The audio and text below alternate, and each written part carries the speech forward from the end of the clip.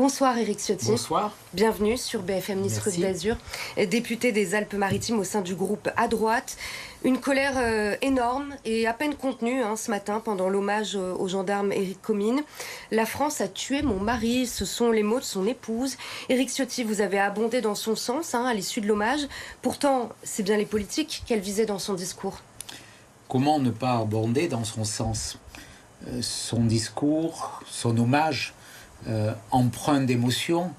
C'est une maman qui a perdu son époux, le père de ses enfants. Elle était extraordinairement courageuse. Son discours, je crois, fera date. Il faut qu'elle soit écoutée, il faut qu'elle soit entendue. Ce qu'elle a dit, aucun politique n'aurait pu le dire, parce qu'il aurait été lynché médiatiquement. Elle a dit ce que nous ressentons, ce que les Français ressentent. Qui visait-elle alors ? Ça suffit. Elle visait cette impuissance de l'action publique depuis tant d'années. Comment elle a pointé la vérité que ressentent les camarades de l'adjudant Éric Comines. Comment celui qui l'a tué était-il toujours en France, alors qu'il avait été condamné déjà 10 fois, notamment pour des délits routiers, mais aussi pour du port d'armes illicite. Justement, c'est ce sentiment de bon sens qu'on n'a pas le droit de dire. Et justement, elle a invité le législatif à agir. Cela veut dire proposer et faire voter des lois à l'Assemblée nationale. Vous, justement, vous avez sorti une proposition de loi hier. Pouvez-vous nous en parler ? Mais je vais vous en parler. C'est une proposition de loi pour lutter contre ces refus d'obtempérer, qui sont en augmentation exponentielle. C'est le refus du respect de la loi, de la règle. Mais permettez-moi de dire que aujourd'hui, tous les outils sont dans la loi pour expulser des délinquants étrangers. Nous avons voté ces textes. J'ai défendu moi-même des propositions de loi, des amendements. Il manque du courage politique. Moi, je le dis depuis des années. Quand un étranger accueilli sur notre territoire national commet des délits... Étranger en situation régulière. Oui, peu importe qu'il soit en situation régulière. La France accueille quelqu'un avec générosité, beaucoup de générosité. Elle lui donne des papiers. Et cette personne commet des délits, quelquefois des crimes. En l'occurrence, pour cette personne, c'était le 10e acte qui est inscrit dans ses antécédents judiciaires. Alors justement, je rebondis sur ce que vous dites, Éric Ciotti. Je termine. La seule réponse est une réponse de bon sens. Pour ces individus, c'est la prison et l'avion vers leur pays d'origine. Alors, l'OQTF, il est indiqué justement que quelqu'un représentant une menace pour l'ordre public peut être soumis à une OQTF. C'est écrit dans les textes de loi. Pourquoi ce n'est pas appliqué selon vous ? Parce qu'il n'y a pas de courage politique. C'est ce que je dénonce depuis des années, parce qu'il n'y a pas de volonté politique de la part de ceux qui nous gouvernent, de le faire avec la force nécessaire, d'imposer ces recours, ces retours vers les pays d'origine. Dire que quelqu'un qui est condamné doit partir du territoire national. C'est simple.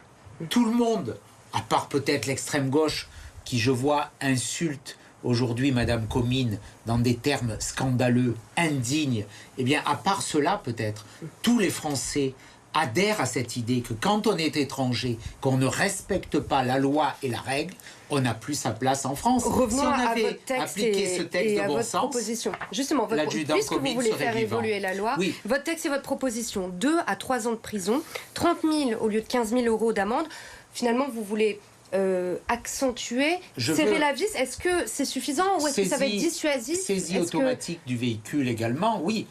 Ça va être dissuasif parce qu'il y a un aspect de réponse pénale très clair derrière.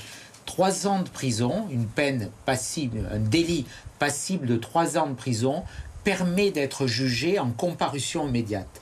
Ce n'est pas le cas aujourd'hui. Donc ça permettrait d'avoir une réponse judiciaire beaucoup plus forte, mais surtout beaucoup plus rapide, et donc exécutée. Aujourd'hui, qu'est-ce qui se passe ? On renvoie les jugements à des délais très longs. Et lorsque ces délais sont très longs, très souvent, la sanction est plus faible. Et donc, elle est moins dissuasive. Et donc, souvent, s'installe une impunité. Aujourd'hui, il faut faire respecter l'uniforme de la République, celui de nos policiers, celui de nos gendarmes, celui de nos pompiers. Lorsque on porte atteinte à un uniforme de la République, il faut là aussi que la réponse soit automatique, quasi automatique. C'est la Alors, case elle est forcément prison. adaptée, la réponse, puisqu'il y a refus d'obtempérer qui entraîne la mort, hein, dans le cas dont on parle, et il y a refus d'obtempérer où on évite un contrôle. Il n'y a pas forcément de blessure entraînée. Vous voyez ce que je veux dire? Elle est adaptée, cette réponse, là, selon vous, oui ou non? Cette Ou il faut être personne est catégorique? passible de la cour d'assises, puisque c'est Une enquête le pour chef meurtre. d'inculpation, de mise en examen le dira. Mais c'est vraisemblablement un homicide volontaire, donc passible de la cour d'assises. Mais, comme vous dites, un refus d'obtempérer simple, il peut conduire, parce qu'il se généralise, à la mort d'un policier, d'un gendarme. Donc c'est en amont qu'il faut être dissuasif. La sanction pénale, c'est une peine, mais c'est aussi un moyen de dissuasion, de prévention pour éviter de tels comportements. Il y a une augmentation de 75% des refus d'obtempérer en quelques années. C'est insupportable et ces refus d'obtempérer, ils mettent en péril la vie de ceux qui nous protègent. Donc il faut taper plus fort et taper plus vite. C'est l'objet de ce texte. Il y a un texte qui existe déjà, porté notamment par Éric Pauget, qui devait être voté avant la dissolution. C'est la création d'un homicide routier visant à lutter contre la violence routière. Ce texte ne suffit pas, ou est-ce que votre proposition pourrait être complémentaire de ce texte? La proposition est naturellement complémentaire. On est dans des registres différents parce que le texte d'Éric Pauget, qui est un texte utile, n'aboutit pas à alourdir les sanctions. Moi, ce que je souhaite, c'est qu'on alourdisse les sanctions et donc on dissuade ces comportements qui sont désormais extrêmement dangereux. Vous savez, c'est un problème collectif dans notre société. Certains se sont habitués à ne plus respecter nos lois, à ne plus respecter nos règles, nos règlements. Ça met en péril notre capacité à vivre ensemble si on ne respecte pas la règle, si on ne respecte pas la loi. Pour faire respecter la loi et la règle, il y a des policiers, il y a des gendarmes, il y a des policiers municipaux. Eh bien, il faut les protéger et il faut renforcer les sanctions contre ceux qui, tout simplement, ne respectent pas nos règles. Parce que si on ne respecte plus nos règles, on ne peut plus vivre en commun. Le contexte politique instable dans lequel on se trouve favorise la montée de la violence avec ces incertitudes, ce sentiment d'insécurité politique. Ce qui politique. favorise la violence, l'insécurité, c'est l'absence de décision. Le contexte actuel qui va sans doute aboutir à une forme de consensus mou. Ce mot du « en même temps », on va donner des signes un petit peu à gauche, un petit peu au centre droit. En gros, M. Macron veut continuer à faire ce qu'il a toujours fait, c'est-à-dire une forme d'impuissance immobile. On ne décide pas, on a peur d'aller aussi fort qu'il le faudrait. C'est ça qui fait mal à la France. Alors, il n'y a pas que le sommet de l'État, Éric Ciotti, il y a le préfet. Il y a un préfet dans les Alpes-Maritimes. Que peut-il faire, le préfet, il n'y est pour rien. Il peut faire appliquer une OQTF, le préfet. Le préfet peut faire appliquer une OQTF pour autant qu'il y ait des places en centre de rétention. On en a à peine 30 à Nice. J'ai fait voter un amendement il y a 2 ans pour augmenter le nombre de places. Le ministre de l'Intérieur n'a toujours pas fait construire ce centre de rétention. On devrait avoir au moins une centaine de places à Nice. Il y a un projet, mais on en parle, on n'agit pas. Ce qu'il faut, c'est agir. Ce gouvernement, il n'agit pas comme ses prédécesseurs et sans doute comme ceux qui vont lui succéder.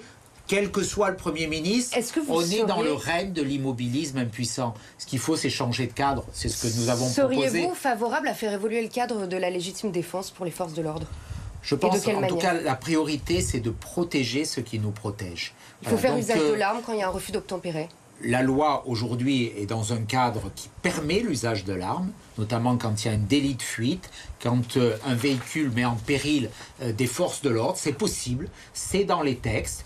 Mais en tout cas, je pense aussi que l'application de ces textes doit être beaucoup plus favorable au plan judiciaire, aux policiers et aux gendarmes. Merci Éric Ciotti, député des Alpes-Maritimes au sein du groupe à droite, d'avoir été notre invité. À bientôt. Merci.